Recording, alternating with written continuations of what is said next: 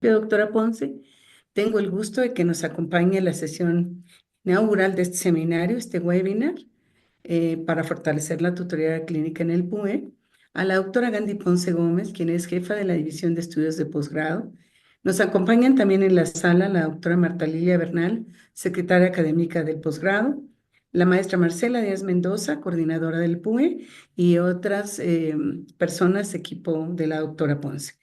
Esta actividad se realiza en el marco del proyecto PAPIT de la Facultad de Enfermería y Obstetricia de la UNAM y es un proyecto de competencias en tutores clínicos, una intervención psicoeducativa.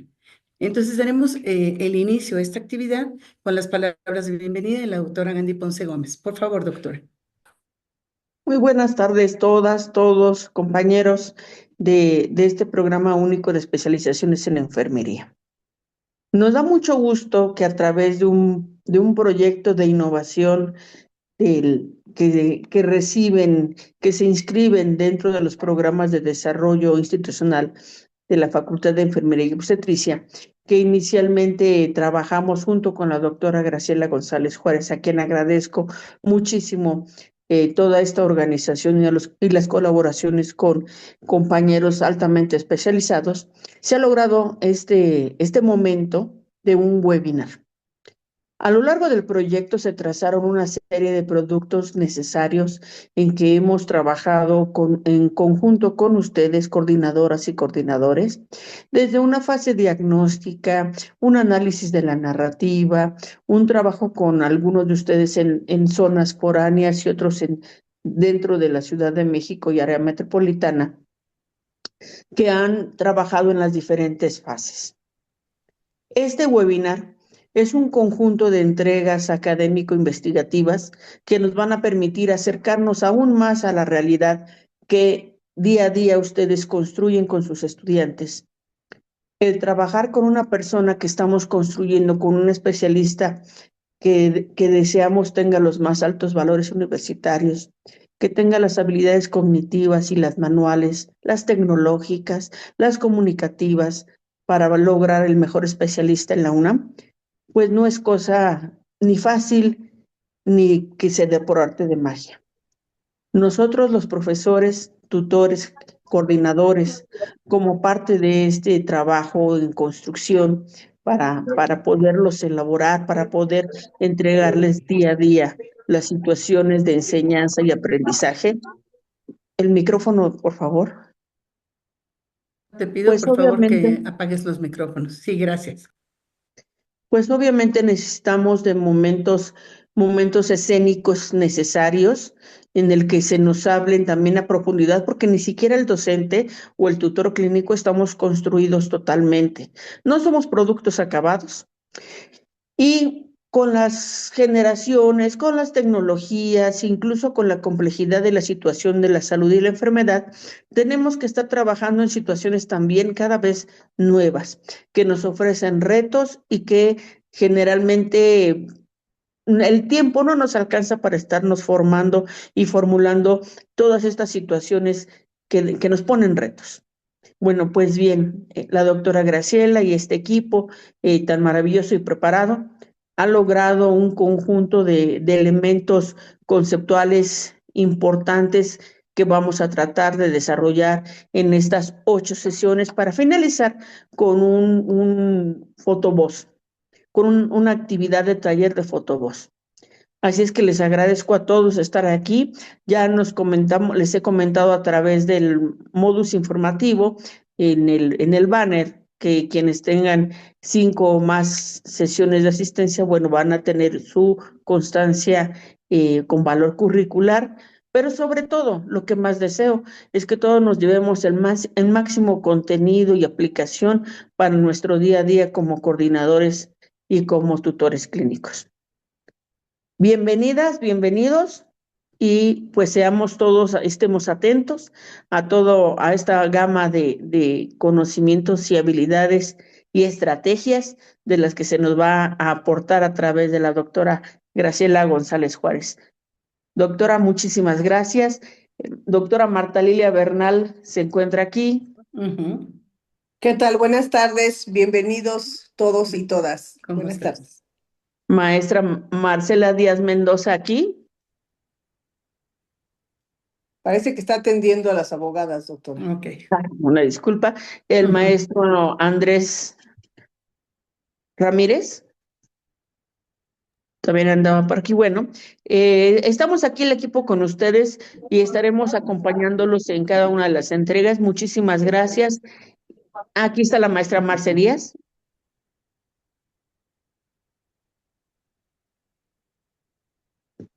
Bueno, nos dice hola.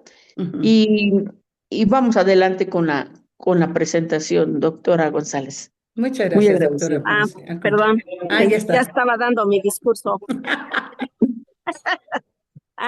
Decía que agradezco mucho a quienes tuvieron esta iniciativa de hacer este curso.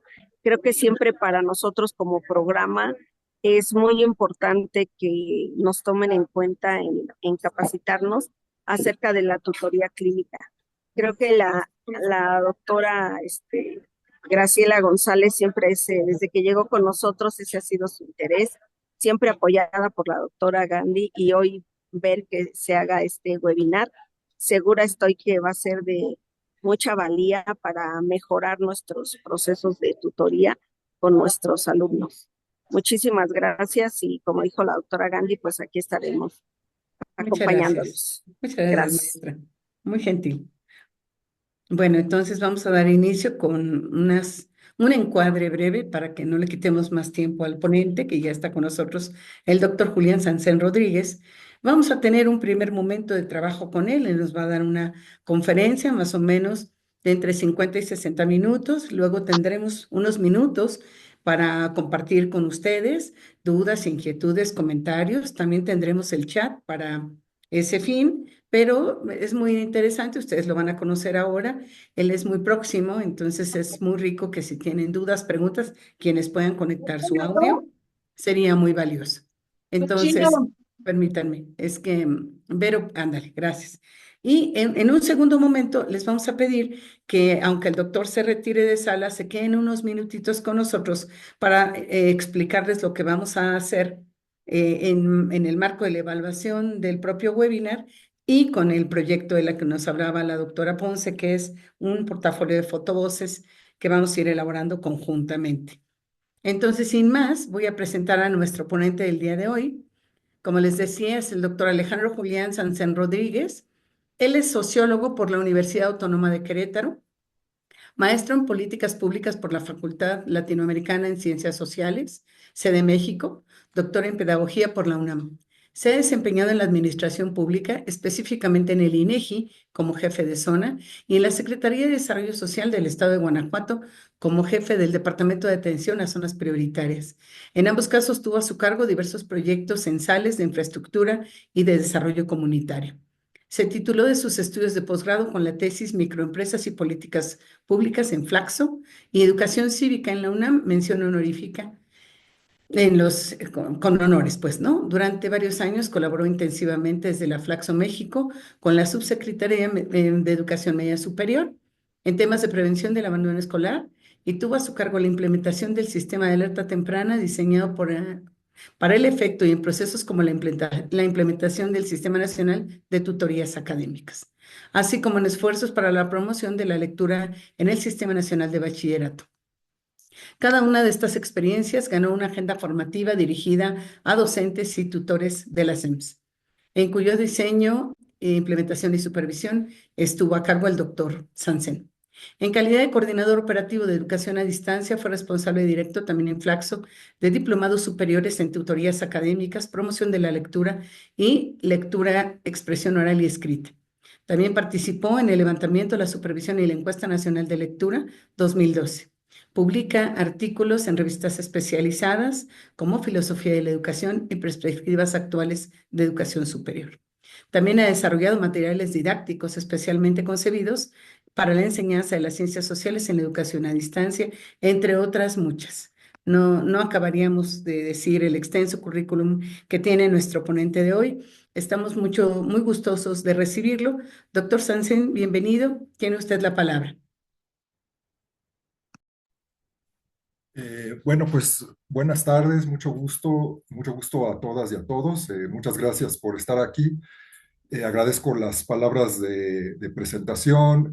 Es la primera vez que tengo la oportunidad de dirigirme a profesionales de la salud, lo cual, pues, quiero que sepan que me da mucho gusto, lo considero un privilegio. Es un área es un área práctica que me provoca mucha admiración, la de los profesionales de la salud.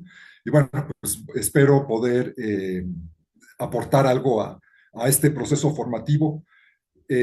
Muchas gracias por las palabras introductorias. Me parece que son muy acertadas las palabras, tanto de, bueno, las explicaciones que nos dio la doctora Graciela como la doctora Gandhi, mucho gusto. En efecto, pienso que en los ámbitos formativos, pues siempre estamos en un crecimiento continuo, ¿no? Un poquito más adelante va a salir otra vez este concepto de crecimiento continuo. Y en efecto, pues estamos todos en construcción, estamos en un proceso dinámico por definición. Y pues bueno, lo que espero es que estos elementos eh, les proporcionen alguna orientación y alguna motivación para mejor desarrollar ese proceso en el que estamos. Algún entusiasmo incluso de ser posible. Nada me gustaría más.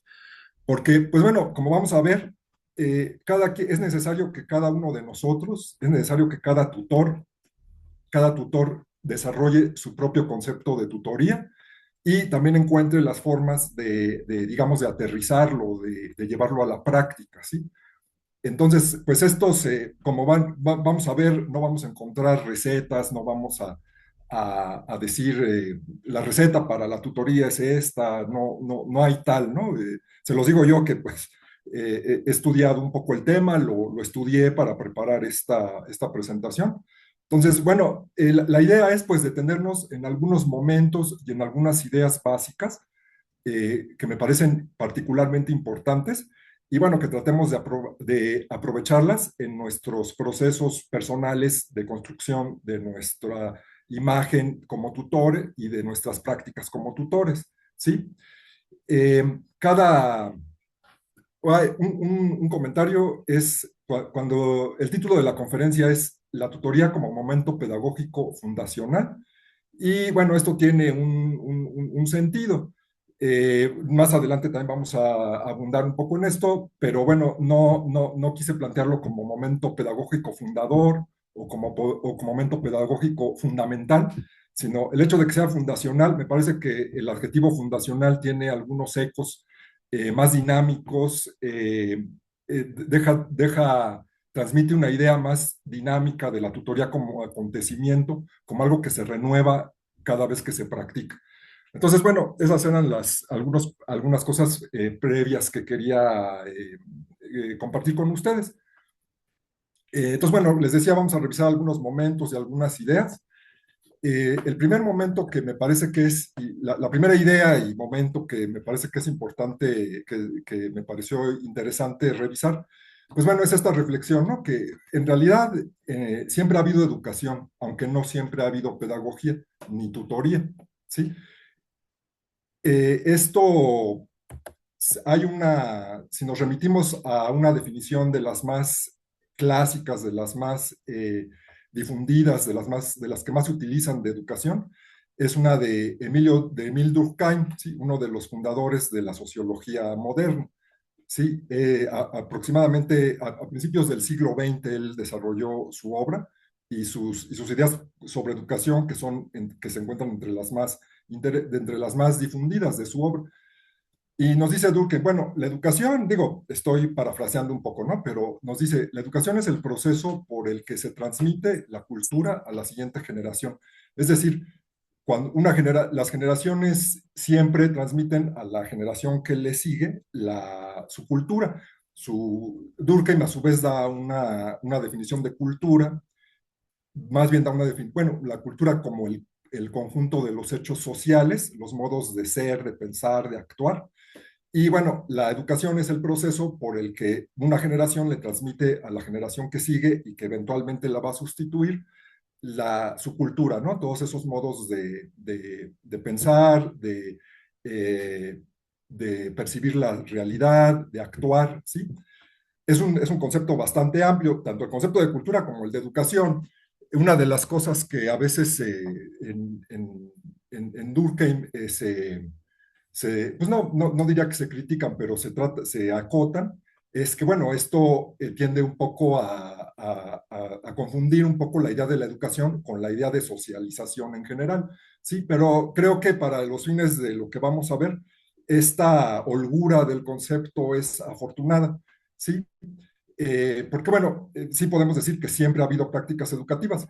Me parece importante comenzar en Roma, porque, bueno, porque como vamos a ver, la palabra tutoría y sus acepciones y un poco su evolución, pues bueno, la palabra es una palabra latina y creo que en un determinado momento, como más adelante lo vamos a ver, la etimología pues también es un aspecto interesante, ¿no? De la noción.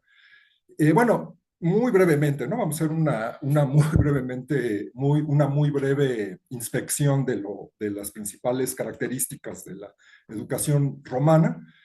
Podemos decir que era una educación que se centraba mucho, perdón, que iniciaba y era muy intensiva en el hogar y se canalizaba, digamos, se orientaba hacia el desarrollo de habilidades básicas, ¿no? Era muy importante en esta sociedad romana. Nos estamos refiriendo aquí más o menos a la época del final de la República Romana y el inicio del Imperio Romano, más o menos hacia Ya. inicios de nuestra era, vamos a decir, alrededor del siglo I, ¿sí? Del siglo I, más o menos. Son las descripciones que tenemos, son más o menos referentes a esa época. Y bueno, pues como decíamos, eso era una educación muy circunscrita al hogar y también muy concentrada sobre todo en transmitir, como bueno, retomando la definición de Durkheim, en reproducir un sentido de los deberes religiosos y cívicos, que en esa época romana pues eran ámbitos que tendían a confundirse mucho, ¿no? Lo religioso y lo cívico. Estamos hablando de mucho antes de que hubiera nociones como la de una separación entre la iglesia y el Estado. Entonces, casi todo lo que tenía que ver con lo cívico también tenía que ver con lo religioso, ¿sí? Los reyes, y luego los cónsules y por supuesto los emperadores en Roma también tenían funciones sacerdotales muy importantes. Entonces, bueno, los romanos subrayaban mucho esta parte, ¿no? De desarrollar los deberes religiosos y cívicos. También en cada familia, pues, sobre todo en la época de la República, pues casi Roma se caracterizaba por ser un pueblo agrícola. Entonces, bueno, las habilidades básicas para practicar la agricultura también tenían un lugar prominente en esta educación del hogar. El acondicionamiento físico también había un énfasis en esta dimensión. Las labores domésticas, por supuesto, nutrir al hogar de leña, el manejo del ganado, las funciones básicas higiénicas de la época.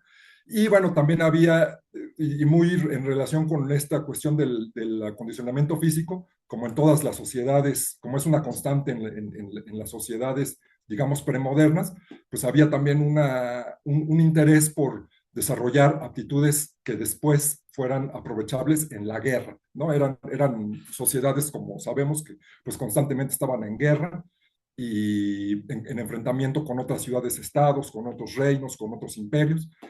Por supuesto, aquí no es el lugar para reconstruir la historia romana, ¿no? Nada más, digamos que lo único que quiero subrayar es que en el hogar se empezaba a hacer cargo de todo este proceso formativo, vamos a llamarle, bueno, sí, formativo. También aparecen los primeros preceptores, ¿sí? Es interesante que los primeros pedagogos eran esclavos, ¿sí? Vamos a ver que en Roma, en principio, lo que hoy, aparte de esto que era lo que a ellos le daban mucha importancia, esta lista, ¿no? De deberes cívicos, agricultura, acondicionamiento físico, otro tipo de conocimientos los romanos no los tenían en mucha estima. eso fue cambiando poco a poco, pero no lo consideraban como algo muy importante para la vida. Los romanos siempre se caracterizaron por ser un pueblo con una mentalidad muy práctica, ¿no? Muy orientada a la eficacia. Algunas otras características generales que tienen que ver con esto, pues bueno, la educación era un privilegio del pater familias, el padre de familia en la familia romana era una figura de una autoridad, pues que ahorita nos parece, ¿cómo decirlo? Eh, Fuera de toda proporción, ¿no? Perdón, ahorita se me fue la palabra, pero vamos a decir una autoridad que ahorita nos parecería fuera de proporción porque tenía incluso derecho de vida y muerte sobre los miembros de su familia, por ejemplo, sobre sus hijos. Entonces, las prácticas educativas pues, eran un privilegio centrado en el padre de familia. Como les decía, en el hogar, pues se le daba algún escritor romano muy prominente, definió que el hogar era el lugar donde se formaba para la virtud y la escuela, la cultura. Tiene que ver un poco con lo que les decía de que los primeros pedagogos eran esclavos.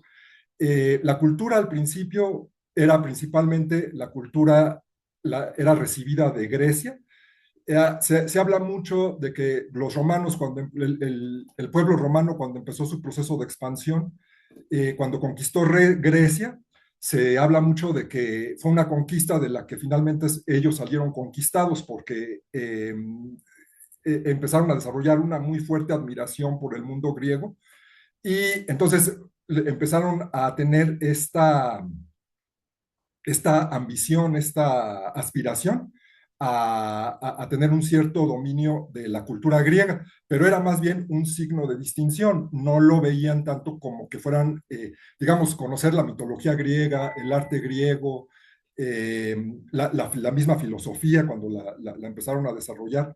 Se consideraba más bien un signo de distinción personal, sí, un signo de sí, de distinción, sí, perdón, de distinción, más que como conocimientos realmente útiles. Lo útil ellos pensaban que lo tenían que desarrollar en dos lugares, en el hogar que ya vimos y otra muy importante, en el servicio militar que iniciaban a partir de los 17 años. Esto, bueno, hasta aquí yo esto lo quise presentar porque va en este sentido de la idea de la definición de educación que dio Durkheim, ¿no? De que las prácticas educativas pues siempre ha habido, ¿no? No es posible una sociedad sin prácticas educativas porque sin educación no es posible la reproducción cultural y pues por lo tanto no es posible la permanencia de la comunidad en el tiempo, ¿no? Sin embargo, quiero mencionar muy brevemente la figura de Terencio Varrón, que es como digamos que ahí vemos un brote, un primer brote, uno de los primeros brotes de una reflexión sobre las prácticas educativas reales que se celebraban, que se habituaban, vamos a decir, mejor dicho. Y, por ejemplo, este Terencio Varrón ya hace algunas reflexiones sobre que para que la educación sea más eficiente, para que se pueda educar mejor a los niños y a los jóvenes, es importante hacerlo al margen del temor. El temor él lo ve como un obstáculo educativo. Y bueno, nada más la imagen que seleccioné ay, perdón, la imagen que seleccioné para esta diapositiva, pues es una imagen que representa las primeras etapas de la vida de un romano, ¿no? Como vemos, se ve aquí el momento de la más tierna infancia, del nacimiento. Después, esta figura de aquí hace referencia a cuando el padre de familia entra en escena, en el proceso educativo. Y bueno, los primeros pasos en la educación, en las habilidades básicas de la agricultura y bueno, las primeras interacciones que podríamos llamar educativas. Bueno, digamos que es un primer momento y me parece que podemos considerar que culmina con un primer brote, digamos, de, de reflexión sobre las prácticas educativas, que es con Terencio Varrón, ¿no? Que considera que el temor, por ejemplo, ya es un obstáculo educativo, ¿sí? Es decir, él ya se hace la pregunta de por qué en ocasiones la educación no resulta. Si ahorita tampoco tenemos tiempo para abundar mucho en la obra de él, vamos a abundar más en la obra de otros autores, ¿no? Pero bueno, me parece que es como un primer momento. Otro momento que me parece que es interesante, que es valioso, digo, nada más para reforzar esta idea de que educación siempre ha habido, pero no siempre ha habido tutoría ni pedagogía. Me parece interesante revisar también muy brevemente lo que era la educación en Tenochtitlán, ¿sí? En un contexto, pues bueno, territorialmente, pues muy cercano a nosotros, ¿no? Entrañable, podríamos decir, ¿no? La educación, bueno, vamos a describirla brevemente. Se parece mucho también en estos términos, en este sentido a la romana. También había una educación en el hogar, una educación, comenzaba más bien con una educación en el hogar, en oficios prácticos como la agricultura, la pesca, también en los suministros domésticos. Eh, Proveer de leña al hogar era una de las labores más demandantes y que más tiempo requería.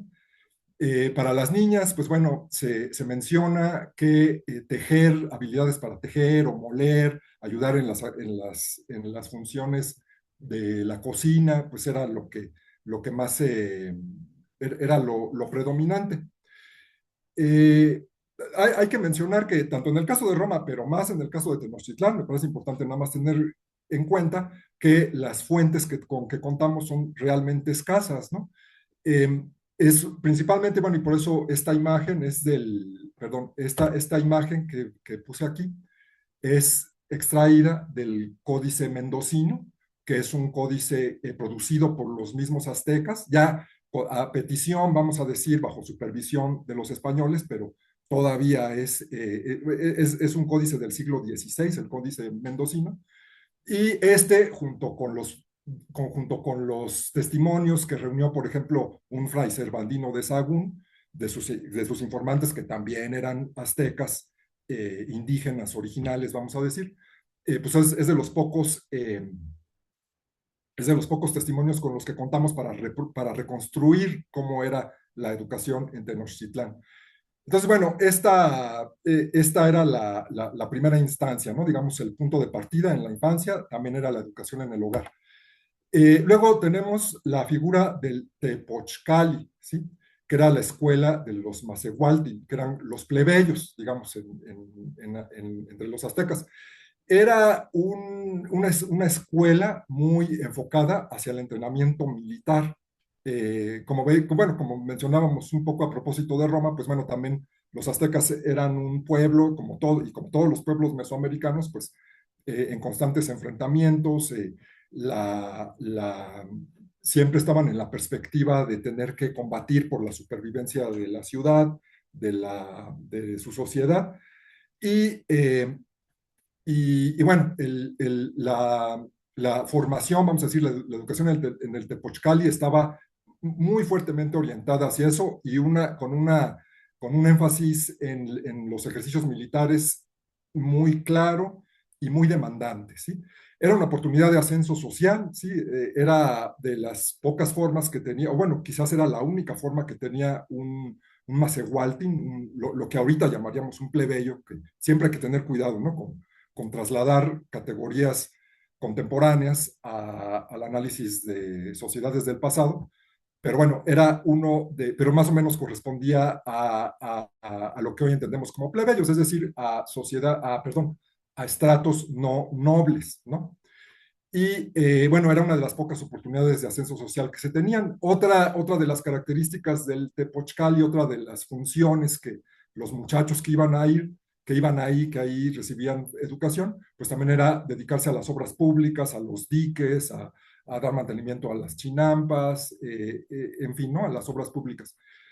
Y la formación en el Tepochcali se combinaba con la instrucción artesanal en el hogar. También otra vez vuelve a aparecer el hogar, sí, el lugar donde se transmitía el saber necesario para practicar los oficios era el hogar. Entonces, es decir, no existía una escuela, o no se tienen evidencias, pues, de que que existieran escuelas especializadas para formar a los artesanos en orfebrería, en carpintería, sino que cada familia, según las, según su trayectoria, según lo que ya estaba habituado a manejar en cuanto a artesanía, pues se lo inculcaba a los hijos, ¿no? Y por último, por último tenemos otro ámbito importante, el ámbito y complementario, vamos a decir, el ámbito del Calmecac, ¿sí? Que era la escuela de la élite. Estaba orientada al sacerdocio y al gobierno. Aquí era donde era el ámbito escolar, porque pues sí era escolar, donde se formaban los sacerdotes y los futuros gobernantes, todos los gobernantes de los que tenemos registro, de los más conocidos, Moctezuma, Cuauhtémoc, pasaron por el Calmecac. Sí, también había obviamente un entrenamiento militar, no es que estuvieran exentos de esto, y también era muy demandante, pero estaba más orientado a las funciones de mando, ¿sí? A diferencia de las del Tepochcali, que estaba orientado más hacia el combate, aquí estaba más orientado hacia las funciones de mando, porque pues se esperaba que, dado que era una escuela de élites, pues de aquí surgiera también la élite del ejército. Y hay que mencionar algunas características generales de la educación en Tenochtitlán. Y digo que son características que además nos resaltan mucho, ¿no? Había una rigidez normativa, es decir, ese interés de transmitir la cultura no tenía ninguna fisura, era algo muy contundente. No había, no había una posibilidad de cuestionar por qué había que transmitir esas actitudes, esas habilidades, esas disposiciones y no otras. Y además, pues bueno, se tenía mucho cuidado con esto, ¿no? Y se recurría a los castigos corporales, ¿no? Porque había un interés muy fuerte en evitar cualquier desviación de estas normas, ¿no? De las normas que se tenían establecidas para cada oficio, para cada ámbito de la vida, ¿no? Y bueno, pues hay muchas descripciones. En el código mendocino hay muchas imágenes de estos castigos corporales, de perforaciones por ejemplo, perforaciones con espinas, ¿sí? Es decir, la desviación de la norma era muy duramente castigada. Había un interés, casi se podría decir, un temor a permitir esas desviaciones. Y también, lo cual es un poco interesante porque es contrastante, también había un uso muy intensivo de la retórica, ¿sí? Es decir, todo el tiempo, bueno, era una experiencia cotidiana, siempre recibir admoniciones, invitaciones a comportarse de determinada manera, a evitar la embriaguez, a evitar la pereza, era otro vicio, vamos a decir, que en Tenochtitlán se tenía eh, eh, muy, se castigaba muy duramente. Y bueno, no había, como decíamos, como yo, que bueno, este es el objetivo de hacer estas breves revisiones, pues no había una reflexión sobre estas prácticas, ¿no? Pero bueno, había prácticas educativas, claramente, ¿sí? Quiero referirme muy brevemente también hay una importante reflexión, por supuesto, hubo una importante reflexión en Grecia sobre la educación, pero bueno, no me pareció que era, o sea, no, por supuesto me parece importante, pero me parece que hubiera sobrecargado mucho la presentación. Y, pero bueno, tenemos que mencionar que hubo una importante reflexión de parte de Platón en textos como La República, y como el Menón, pero bueno, aquí también lo que me parece interesante es que en Platón, por ejemplo, la reflexión que se desata a partir de la que él presenta en la República es más bien a partir de lo que él define como lo que es importante para el buen funcionamiento de la ciudad, y a partir de eso define cómo debería de manejarse la educación a un nivel público, ¿sí? pero el interés de Platón no es tanto en la educación, sino más bien en la ciudad, en la salud de la ciudad, a partir de la experiencia traumática de haber sido derrotados en la guerra, precisamente contra Esparta en la guerra del Peloponeso. ¿Sí? Entonces, por otra parte, pues bueno, en Platón sí hay otros textos donde hay otros diálogos, más específicamente, de los diálogos como el Menón, donde Platón sí presenta más una teoría más sobre cómo se aprende, que es donde son los diálogos donde desarrolla más su idea de la mayéutica, muy coherente con su doctrina de las ideas, donde él desarrolla esta idea de que aprender es en realidad recordar, que tenemos Afortunadamente. los arquetipos de las ideas y al momento de nacer los olvidamos y que el proceso educativo más bien consiste en recordar. Y bueno, hay otro concepto central en la reflexión griega sobre la educación, pues es el concepto de paideia, ¿no? Que más o menos quiere decir cultura, que fue un concepto que evolucionó mucho a lo largo de los siglos que duró la vigencia, vamos a decir, cultural de Atenas. Y bueno, pues también ahí más bien creo que ahorita no lo quise incluir porque es un concepto que llevaría demasiado tiempo exponer. Y bueno, pues me pareció que iba a sobrecargar mucho la presentación. Entonces, bueno, la conclusión de esto, de lo que vamos hasta ahorita, pues es que educación siempre ha habido, pero que no ha habido siempre ni pedagogía, y no ha habido pedagogía, y es lo que vamos a ver, porque no había realmente nunca hubo no apareció claramente en al menos en estos dos casos que acabamos de revisar brevemente, no apareció una perspectiva específicamente tutorial, ¿sí? Ahora, este es el planteamiento que tenemos, ¿no? La tutoría es como un puente, ¿sí? Así me gusta, así quiero plantearlo. La tutoría es como un puente, hace que se pueda transitar de la práctica educativa a la pedagogía propiamente hablando. Y bueno, este es el otro momento, el siguiente momento en el que considero importante o valioso detenerse, es en la obra de Rousseau, de Jacques Rousseau, sí, en la obra de Emilio o de la Educación, ya estamos hablando del siglo XVIII. Acá dimos un salto en el tiempo muy importante, pero bueno, no, sería imposible seguir los detalles del desarrollo de las prácticas y las ideas educativas. Y bueno, el principio general de Rousseau es, digamos, al que él arriba, y ahorita vamos a ver un poco a partir de qué preguntas, es evitar esta idea de la transmisión de la cultura, ¿no? Un poquito como si se adelantara a lo que Durkheim después iba a decir.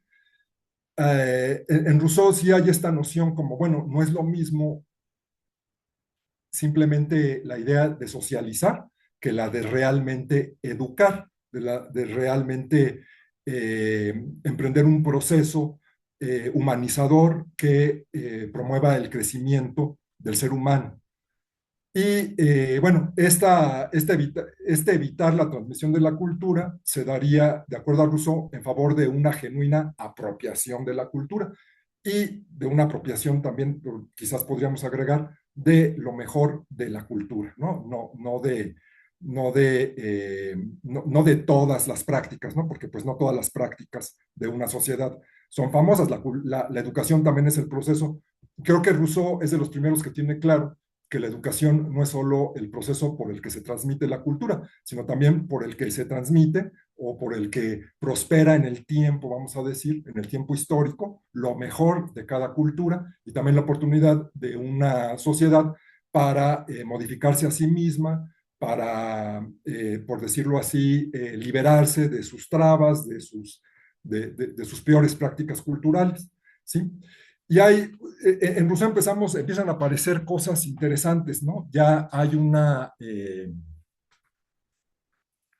hay una idea de que, bueno, cómo propiciar esta genuina apropiación. Él lo que propone ya metodológicamente, digamos que aquí ya empieza a aparecer una metodología, ya una idea de, bueno, cómo es mejor, cómo se logra un aprendizaje, cómo se logra, pues sí, vamos a quedarnos ahorita con la idea de aprendizaje, porque la de formación nos va a salir un poco más adelante.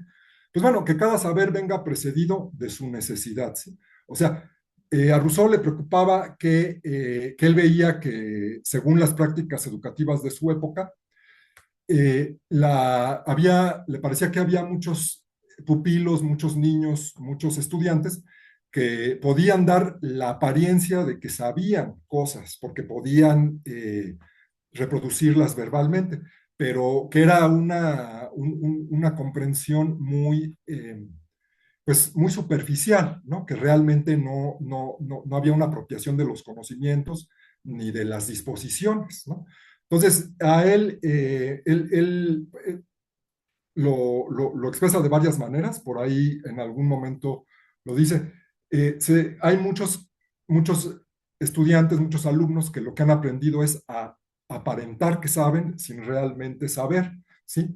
Y Rousseau lo que propone es no desvincular el saber de su utilidad. Eso es lo que él propone para acercarse, para hacer más probable, más propiciar una verdadera apropiación del saber. Y bueno, él lo enuncia como que cada saber venga precedido de su necesidad. Hay un ejemplo que él pone bueno, pone muchos ejemplos, ¿no? Pero por ejemplo, para enseñarle a su pupilo, que es Emilio, que es un personaje imaginario que él inventa, y el libro de Emilio y la educación, o de la educación, perdón, no es más que una especie de novela, ¿no? De un relato imaginario de cómo él educaría a su pupilo. Un pupilo individual, vamos a decirlo, es importante decirlo. En Rousseau no hay una perspectiva de una educación escolarizada, sino de una educación individual, una educación, una relación educativa personal entre maestro y alumno. Y, eh, y entonces, bueno, él instituye este principio, ¿no? Por ejemplo, para este tema, perdón, de los puntos cardinales, él dice, bueno, él imagina una escena en la que él finge perderse en un paseo con Emilio en el bosque. Y bueno, lleva esa ficción con su alumno, la lleva hasta sus últimas consecuencias, hasta el momento en que Emilio empieza a tener sed y hasta hambre. Entonces le dice, bueno, el problema es que estamos perdidos. Si supiéramos orientarnos, podríamos regresar a la casa y pues bueno, ya podríamos comer, ya podríamos tomar agua, ¿no? Entonces hace que la necesidad de aprender a orientarse surja antes también aprovechando algunos conocimientos que ya ha ido preparando en Emilio, para que a partir de la posición del sol sea posible para ellos orientarse y, eh, y poder encontrar el camino de regreso, ¿no? Entonces, bueno, como este tipo de ejemplos, pone muchos, ¿no? Bueno, aquí esta es una ilustración extraída del libro de Emilio de la Educación, un libro muy influyente, ¿no? En la historia de las ideas pedagógicas, quizás no de los 2 o 3 más influyentes. Y bueno, en Rousseau también ya aparecen estas preguntas de la pedagogía, ¿no? Ya aquí creo que no es exagerado considerarlo como el fundador o uno de los fundadores ya de la pedagogía. Bueno, hay otros autores importantes, ¿no? Pero bueno, como un momento definitivo, sin duda. Ya surgen estas preguntas de ¿para qué se educa? Lo que comentábamos hace rato, ¿hasta qué punto educar es conservar? ¿Hasta qué punto es nada más eh, transmitir o hacer llegar a la educación, a la generación siguiente la cultura? ¿Y hasta qué punto es transformar? ¿Sí? Es algo más compleja de lo que se suele presentar la postura de Rousseau. No nos da tiempo de entrar en detalle, pero bueno, aquí me parece que es un momento importante porque a partir de una reflexión sobre la educación, empiezan a surgir estas preguntas que ya son las de la pedagogía. Y surgen, y ahí es donde digamos que es el punto del título de la conferencia, que es la tutoría como un momento fundacional, ¿sí? Es decir, cada vez que practicamos la tutoría y que nos preguntamos, nos hacemos estas preguntas: ¿cómo hay que entender la educación como transmisión de conocimiento? ¿Qué relación hay entre el aprendizaje y la enseñanza? Que pareciera que a veces es lo mismo, pero bueno, si leemos con atención a Rousseau y a otros clásicos de la pedagogía, pues rápidamente nos damos cuenta de que no, de que puede haber prácticas que pensamos que son de enseñanza y que son muy eficaces, pero que no necesariamente se traducen en un verdadero aprendizaje, ¿sí? Las primeras preguntas sobre cómo aprendemos, que después ya en el siglo XX la psicología educativa va a tomarse tan en serio y va a desarrollar muy pormenorizadamente en la obra de Piaget o de Vygotsky, también empiezan a surgir en la obra de Rousseau y en el siglo XVIII en general. Bueno, esta pregunta ya es muy de nuestro tiempo, si vamos a entender también la educación como desarrollo de competencias. Cada vez que nosotros practicamos la tutoría, tenemos que necesariamente nos enfrentamos a estas preguntas, ¿sí? A partir de la práctica surgen estas preguntas. Y por eso la propuesta es de considerar a la tutoría como un momento pedagógico fundacional, es decir, un momento que cada vez que se celebra como acontecimiento, refunda la pedagogía. Por eso no es ninguna exageración. Cada tutor tiene que construir su propio concepto y su concepto de pedagogía, y cada tutor refunda la pedagogía al practicar, al asumir su función tutorial, ¿no? Al asumirla plenamente.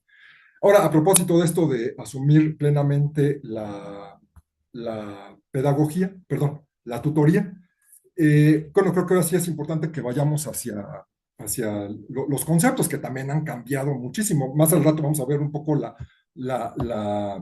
perdón, la etimología de tutoría. Vamos a ver cómo, digamos, como que el punto de partida y algunos puntos de llegada. Y bueno, vamos a ver cómo se ha ido enriqueciendo, vamos a verlo así, cómo se ha ido enriqueciendo la noción, ¿no? Bueno, aquí hay una preocupación, me parece, por renovar el significado de la tutoría.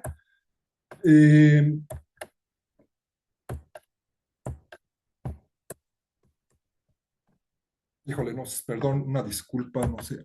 Ya está saliendo Ok, ya. Algo como que ¿cómo se dice? Como que se pasmó un poco la presentación, pero ya está. Bueno, aquí ya retomando algunos temas contemporáneos. Bueno, estas obviamente son opiniones personales, claro, generadas a partir de la investigación y de la reflexión que he podido hacer sobre el tema. Dice, bueno, me parece que la escolarización sistémica y masiva quizás nos ha acostumbrado a pensar una tutoría más bien reactiva, ¿sí? Una tutoría que, a diferencia de las preguntas que estábamos viendo, digamos que a veces nos puede reducir a pensar cómo ayudar a los estudiantes en riesgo de fracaso escolar, ¿no? Bueno, yo tuve la oportunidad de trabajar con el tema de fracaso escolar en educación media superior. También fracaso escolar a su vez es una noción que tiene varios significados, que tiene muchas aristas, que ahorita pues tampoco podríamos entrar con detalle. Pero bueno, creo que en general nos hemos acostumbrado un poco a pensar así la tutoría. Por eso, renovar el sentido de la tutoría, por eso es importante renovar el sentido de la tutoría, reconectándola con sus ambiciones originales, que no significan otra cosa más que renovar la pedagogía, ¿sí? Ya decíamos que la tutoría, la pedagogía depende de la perspectiva tutorial depende lógica e históricamente ha dependido para fundarse. Y bueno, y a fin de cuentas, pues también la pedagogía, al ser la perspectiva, la ciencia, vamos a dejarlo como la ciencia de la educación, la reflexión más, bueno, es que no solamente científica, ¿no? Sino también puede ser filosófica, también puede ser de otro, también puede tener otras aristas, pero es la reflexión sobre la educación. Bueno, a fin de cuentas, pues también la pedagogía es la posibilidad de renovar las prácticas educativas de las que se partió para fundar la pedagogía. Ahorita voy a plantear un esquema para hacer un poquito más claro esto, espero. ¿Sí? Entonces, la tutoría es una práctica comunicativa que comienza con las prácticas, una práctica comunicativa que comienza en las prácticas educativas y culmina en la reflexión pedagógica. ¿Sí? Esto, a ver, tratando de representarlo gráficamente, creo que se puede ver como un ciclo de la tutoría, ¿sí? Que bueno, partimos de unas prácticas educativas, ¿no? Ya ahora sí, olvidándonos un poco de Roma y de Tenochtitlán, en nuestro ámbito, en nuestro tiempo, pues nosotros vivimos, tenemos sistemas educativos, en nuestro caso nacionales, estatales, sistemas educativos, bueno, realmente de dimensiones y de alcances nacionales, ¿no? Y tenemos la clase, ¿no? La clase es como la, la estrategia la estrategia, digamos, estándar, y pues bueno, corre el peligro, yo pienso, de ser estandarizadora también de la función educativa social. Entonces, bueno, tenemos las prácticas, y tenemos ya en otro momento la tutoría, la reflexión tutorial, digamos, la mirada sobre esas prácticas, ¿no? Y empiezan a surgir algunas preguntas como las que ya hemos visto, y por medio de la tutoría llegamos a la pedagogía, ¿sí? Y también llegamos, obviamente, al estudiante, ¿sí? Si el sistema educativo es sistémico, tampoco podemos abundar tanto en el tema, pero tiende a ser deshumanizador en términos de que empieza a considerar, a clasificar a los estudiantes en su carácter de, digamos, los empieza a ver como partes de un proceso sistémico más que como seres humanos, ¿no? ¿Sí? Y empieza a describirlos con base en sus características, en sus logros, las calificaciones. Entonces, la pedagogía, creo que aparte de ser, perdón, la tutoría, aparte de ser una puerta a la pedagogía, también, y por lo mismo, no está separado, obliga también a poner la mirada en el estudiante, ¿sí? Es decir, se puede considerar una rehumanización de la educación, una rehumanización que a veces el carácter sistémico puede poner en duda, ¿sí? Y bueno, eso ya una vez que la mirada pedagógica y la mirada humanizadora, rehumanizadora de la educación puede revertir, esa es la ambición, claro, esto expresa un ideal, ¿verdad? Esto expresa un ideal. Tiene una repercusión sobre lo que se espera es que tuviera una repercusión sobre las prácticas educativas, y con esto pues ya cerraríamos un ciclo de una renovación educativa, ¿sí?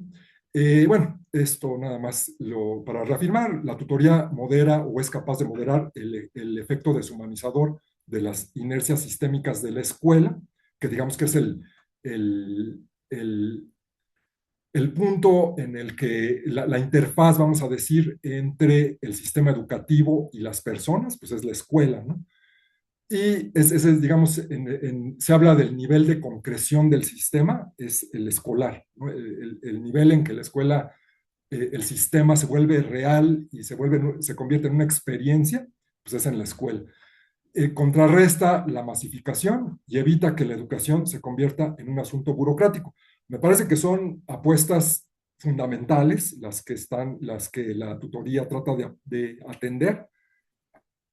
Y bueno, creo que es importante, ¿no? Tener esta idea de renovar el significado de la tutoría, no reducirlo, porque también es importante, por supuesto, no se pretende dar otra idea, ayudar a los estudiantes en riesgo de fracaso escolar, pero no reducir la tutoría a eso, ¿sí? Eso es lo que me parece importante, porque de alguna manera, pues es como convertirla también, es como dejar que también la perspectiva sistémica la devore, ¿no? Así como, bueno, pues bueno, nosotros vamos a repartir educación masiva para todos, y para los que no puedan, pues bueno, vamos a diseñar otro subsistema que nos ayude a reintegrarlos y a que esos estudiantes superen el fracaso escolar, pues para que no se vea tan mal en nuestras estadísticas, para que bajemos los índices de deserción, pero sin una real rehumanización de la educación, ¿sí?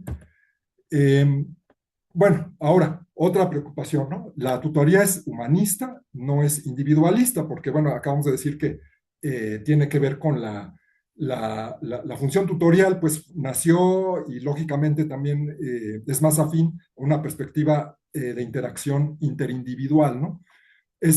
Para evitar estos efectos sistémicos deshumanizadores, pues es necesario tomarse en cuenta a cada estudiante, ¿no? A sus necesidades, a sus perspectivas, sus modos de aprendizaje, ver qué está ocurriendo con él, ver cómo ocurre, o con ella, perdón, ver qué ocurre en su proceso particular educativo, formativo. Aquí sí ya nos va a aparecer la noción de formación. Y bueno, creo que es importante aclarar que la tutoría, o bueno, al menos esa es mi propuesta, porque les digo que no hay una noción única y que una receta de lo que es la tutoría, pero que la tutoría hay que verla más bien como algo humanista y no individualista. Y creo que aquí hay otro momento histórico al que es importante regresar y que es importante revisar muy brevemente, que es la formación, ¿no? La relación entre tutoría y formación. Sí, la Bildung.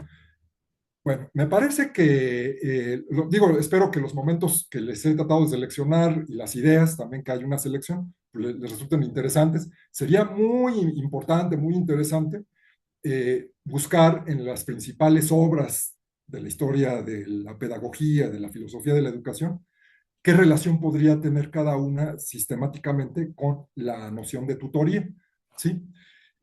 Bueno, pero en este caso, pues nos vamos a referir a la formación, que es que viene, la idea viene de una noción de la lengua alemana, que es Bildung, a lo mejor la han visto por ahí, que también significa en alemán, en el mismo idioma alemán tiene muchas acepciones, pero bueno, vamos a tratar de explorar un poco qué relación podría tener con nuestra noción de tutoría.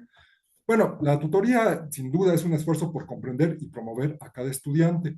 Hay un humanismo educativo y aquí también hay una referencia importante y que, bueno, pues muy sencilla, que es a Kant, a Immanuel Kant, también uno de los principales filósofos del siglo XVIII. Él se presentaba en muchos sentidos, él decía que él era el continuador de Rousseau en muchos aspectos. Y bueno, Kant se hizo famoso en el ámbito filosófico por una idea que él acuñó, que se llama el imperativo categórico, ¿sí?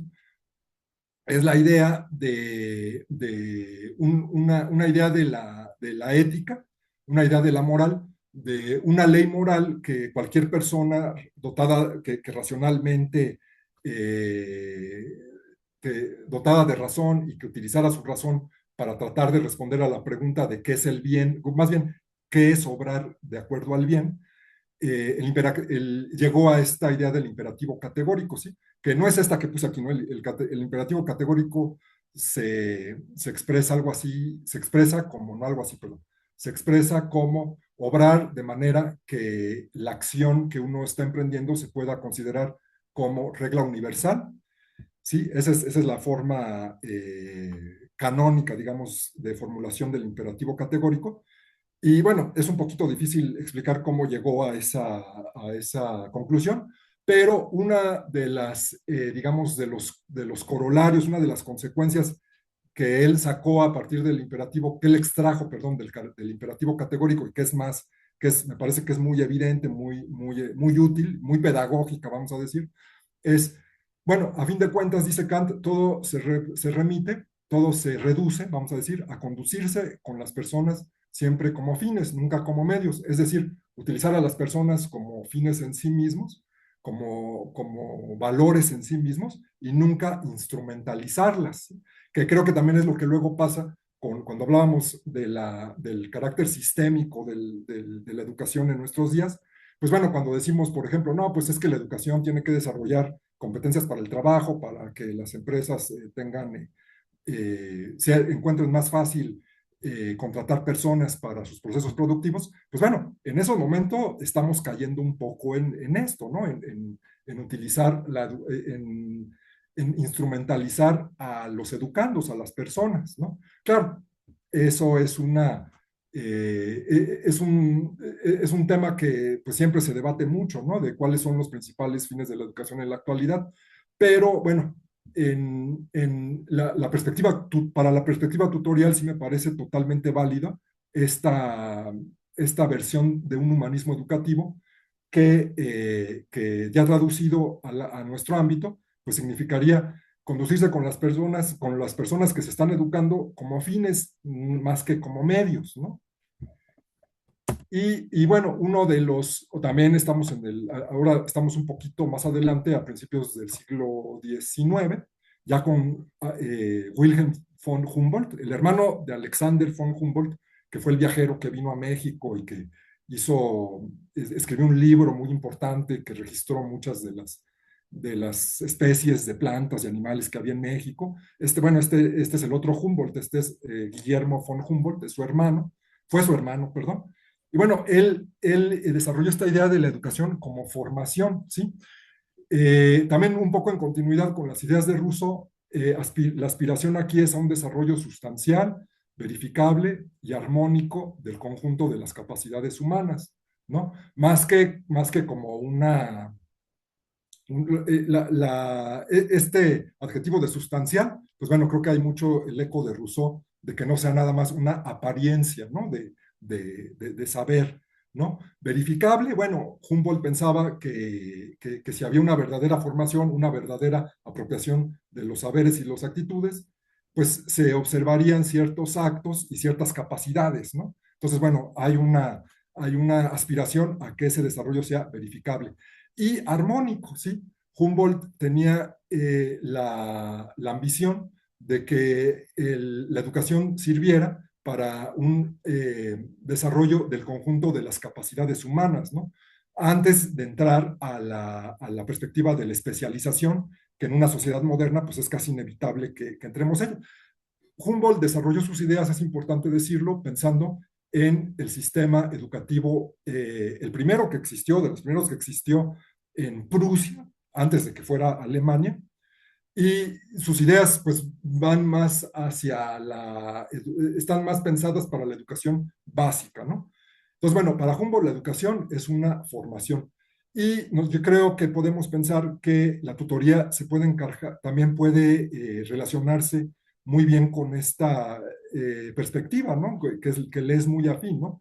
La tutoría como un pilar del proceso educativo, no solo como su apoyo, ¿sí? Ahora, esta cuestión de que no es la tutoría ni la formación, son cuestiones individualistas, pues bueno, Humboldt insistió en que la formación hay que entenderla como relación con los mejores frutos del pasado. Humboldt, por ejemplo, tenía una idea muy importante de dar una prioridad al contacto con el mundo clásico, con el mundo de Grecia y Roma. Pensaba que era muy importante para un proceso educativo, ¿sí? Es decir, él pensaba que si los estudiantes se acercaban a las culturas greco-romanas, pues iban a desarrollar un gusto por la belleza. Si estudiaban las lenguas, el griego y el latín, pues iban a desarrollar unas competencias lingüísticas muy superiores a las que tendrían si solamente estudiaran su lengua vernácula. También la formación es relación con quien compartimos el mundo. No puede haber una genuina formación para Humboldt al margen de procesos dialógicos, de interacción con otros, ¿sí? Y bueno, con el mundo mismo, ¿no? Hay por ahí una escena en que Humboldt también dice, bueno, no, para que alguien se forme como carpintero, vamos a decir, que pues necesita la madera, ¿no? Como material. Entonces, bueno, la formación de Bildung no tiene nada de intimista, de solipsista, de nada más cultivar una interioridad, vamos a decir, sino que por el contrario, es una invitación siempre a salir de sí, ¿no? Una idea muy, muy adelantada, incluso pienso para su época. Ahora, bueno, vamos a revisar brevemente los verbos de lo que le llamé aquí, los verbos, otro punto cardinal que podemos tener pues son los verbos de la tutoría, ¿no? Aquí me remito un poco ahora sí, vamos a regresar, vamos a dar otro salto, porque me pareció interesante, ¿no? A la etimología de la palabra. Bueno, resulta que a mí en lo personal soy un poco aficionado al latín, entonces también por eso quise retomar un poco esta parte. Estas definiciones están tomadas del diccionario Gaffiot, uno de los más prestigiosos en latín, para el estudio del latín. Y bueno, tuer es un verbo del que viene tutoría, digamos que sería el verbo como tutorear, sí, como ejercer la acción tutorial, como tutorear, vamos a decir, ¿no? Y bueno, tiene varias acepciones, ¿no? Como observar qué, constatar qué, vigilar, velar, salvaguardar, proteger, ¿sí? Me pareció muy interesante este de salvaguardar, proteger a quién, contra qué, ¿no? Creo que son dos preguntas muy importantes que podríamos hacernos. Y bueno, y también existe como sustantivo tutor, ¿no?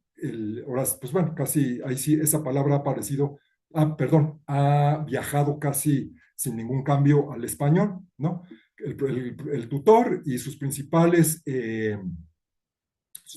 acepciones pues son de protector, defensor, guardián, y una que me pareció muy interesante para el caso para el caso actual de lo que estamos, digamos, de esta situación en la que estamos, de mí con ustedes, pues bueno, también como curador, ¿no? También es una acepción que aparece en la literatura latina. Aquí nos estamos refiriendo a los usos latinos, o sea, de esa época que estábamos hablando, ¿no? De principios de la era cristiana, de hace 2000 años, así se atestiguan estos usos de la noción, ¿no? De tutor y del verbo y de la persona, ¿no? Que ejerce la tutoría.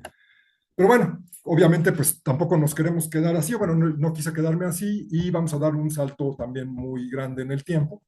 Y bueno, resulta pues que por supuesto la UNAM tiene claro que ha desarrollado también una noción propia de la tutoría, ¿sí?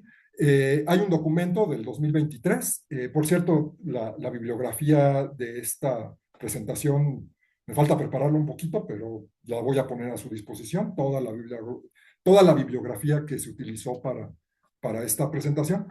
Bueno, en el documento de la UNAM del 2023 se refiere a la tutoría como acción vinculante. Y bueno, aquí hay unas nociones importantes, ¿no? Habla de una acción vinculante. ¿Qué quiere decir? Es brindar recursos, herramientas para el desarrollo integral de los estudiantes, permitiendo alcanzar las condiciones óptimas para un desempeño académico satisfactorio, ¿no? A eso se refiere la UNAM, o bueno, los autores de este texto, perdón, porque además hay que decirlo, es un libro, sí es un libro que trae varios textos, ¿verdad? Y hay unos que se refieren más bien a la experiencia de la tutoría y a las ambiciones de la tutoría en el bachillerato, otros más hacia el nivel superior. Y bueno, pero pues estas son las definiciones importantes que encontré y pues son las que me pareció importante contrastar, pues, ¿no? Con todo lo que hemos visto y contra las nociones más antiguas, ¿no? Las nociones de hace 2000 años, ¿no? También en este texto se establecen las etapas de la tutoría, ¿no? Que habla de diagnóstico, intervención, canalización, seguimiento y evaluación de las acciones tutoriales. Sí, aquí también se pretende identificar todo esto es textual, ¿no? No parafraseo, ¿no? Todo esto es textual.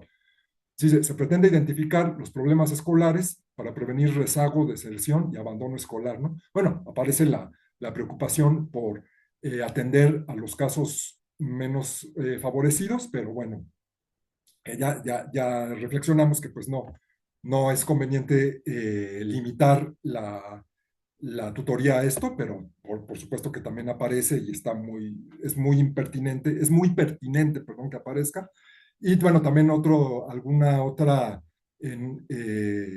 definición importante es sobre el trabajo de los tutores, que dice en proporcionar al alumnado conocimientos y herramientas, normas y valores de la convivencia universitaria y estrategias, esto me parece muy importante, ¿no? De autonomía para el trabajo académico, es decir, hay un interés por atender lo que se le llama ya en términos más técnicos la dimensión metacognitiva, ¿sí? O sea, desarrollar habilidades para el aprendizaje, ¿no? Más allá de las habilidades eh, disciplinares, ¿no? Bueno, entonces este es ya estamos un poquito sobre el tiempo. Y bueno, por último, me pareció muy importante, y se los traigo aquí. Bueno, eh, quise incluir esto, ¿no? De la dimensión educativa de la enfermería, ¿sí? Incluso decirlo así abiertamente, la enfermera o el enfermero como tutor o tutor, ¿no? Encontré que no es nada nuevo esto, ¿no? Hay un interés por reforzar esta dimensión de la labor de la enfermería, de considerar a la enfermería como tutora, lo cual, según todo lo que hemos visto, me parece totalmente natural, ¿no? Me parece totalmente, lo extraño me parecería que no se le ocurriera a nadie, ¿no? Y bueno, pues quise también retomarlo, ¿no? Resulta que hay habilidades tutoriales que también son perfectamente válidas para describir el trabajo de la enfermería. Esta ya es la última diapositiva, ya vamos a terminar. Digamos que si abundáramos en esta dimensión educativa de la enfermería, encontraríamos que hay una evaluación diagnóstica, es decir, conocer, digamos, la enfermera pues finalmente promueve la salud, y, por ejemplo, si retomamos el tema de la autonomía que acabamos de ver, pues también una de las aspiraciones del oficio, pero bueno, ustedes me van a decir qué tanto les resuena esto. Una de las ambiciones del oficio, pues también sería que cada vez un paciente, un usuario, un beneficiario de los servicios de salud que proporciona la enfermera y el sistema de salud, pues cada vez sea más capaz de participar en esa misma en esa misma promoción de su propia salud. Entonces, bueno, la enfermera al emprender una educación, si emprendiera o al emprender una educación educativa, pues bueno, tiene que partir de unos conocimientos un conocimiento del conocimiento y disposiciones del paciente, ¿no? También tiene que incluir una perspectiva de planeación, ¿sí? Una adecuación de acción pedagógica de lo que ella puede, cómo explicar a fines y necesidades de cada paciente en específico. Una perspectiva de implementación, ¿sí? Una aplicación de métodos y herramientas didácticos. Y por último, una evaluación formativa, ¿sí? Para propiciar una retroalimentación, corroborar, y aquí quiero retomar la noción que veíamos que puede ser que era una de las de hace 2000 años ya tutoría contemplaba, corroborar un crecimiento en conocimientos, actitudes y habilidades.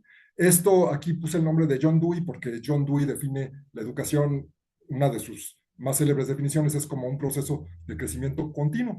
Esto lo tomé de una fuente, de un libro que encontré, que también luego les paso bien la bibliografía, que es, precisamente se llama así, La enfermera como educadora, o el enfermero como educador, y es de un libro del 2003. Me encantaría tener más tiempo de entrar en cada uno de estos y más que de entrar que platicarlo con ustedes, pero bueno, ahora sí ya tenemos el tiempo encima.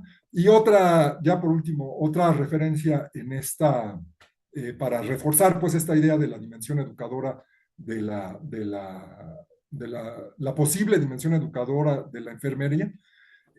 Bueno, en un estudio en el 2010, un estudio que se hizo en Estados Unidos, hay que decirlo, que hay que tener cuidado no se puede trasladar nada más automáticamente, también ustedes sabrán qué tanto les resuena. Una enfermera se describió como la última línea de resistencia del paciente ante un sistema de salud impersonal y deshumanizador, ¿sí?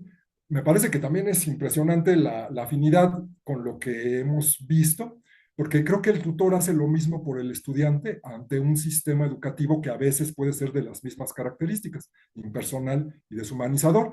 A este respecto, pues nada más quisiera decir que si nosotros somos tutores de enfermeras, pues tomemos en cuenta que a lo mejor la enfermera, con las enfermeras o los enfermeros con los que estamos trabajando, en ocasiones pueden estar inmersos en un sistema impersonal y deshumanizador.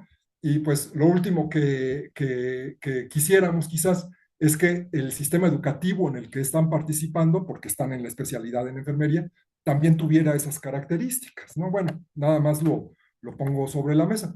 Bueno, ya, como conclusión, creo que la propuesta que yo les haría ya como conclusión de todo esto es pensar en el formador de la especialidad en enfermería como un tutor de tutoras y tutores. En latín se diría tutor, tutorum. Y quiero terminar con esta cita, ¿sí? Bueno, porque también si nosotros somos tutores de las enfermeras y las enfermeras a su vez van a ser de alguna manera tutores de los usuarios de los servicios de salud, pues de alguna manera nosotros también vamos a modelar, ¿no? Con nuestras actitudes y nuestros hábitos tutoriales, vamos a modelar para ellas lo que después podrían aplicar también con sus tutores, ¿no? Entonces, con sus tutorados, que serían más bien los usuarios del sistema de salud. Y bueno, que tengamos esto en cuenta, ¿no? Y bueno, quiero terminar con esta frase, ya que hemos estado muy en esta frecuencia del latín, y porque la palabra tutoría viene del latín. Dice, longum iter est per pracepta, breve et efficax per exempla. Es una frase de Séneca que dice, el camino de los preceptos es largo, el del ejemplo breve y eficaz. Esto lo traigo por esta reflexión de cómo nosotros, al ser tutores, vamos a modelar las funciones educativas que puedan tener las enfermeras. Y bueno, con esto estaríamos concluyendo. Pues les agradezco su atención y quedo, por si hay alguna observación, pues me daría mucho gusto escuchar qué les pareció, que si alguna reflexión, alguna opinión.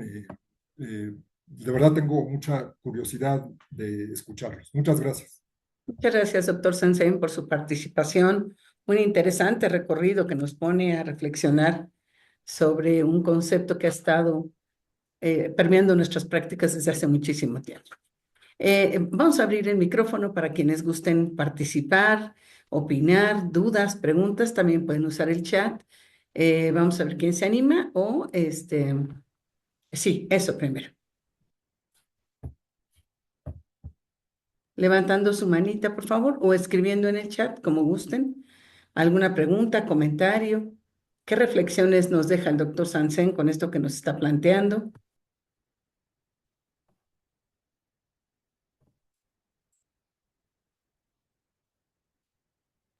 Doctor, ¿puedes dejar de compartir para que podamos, Claro, claro, a para que ver. podamos ver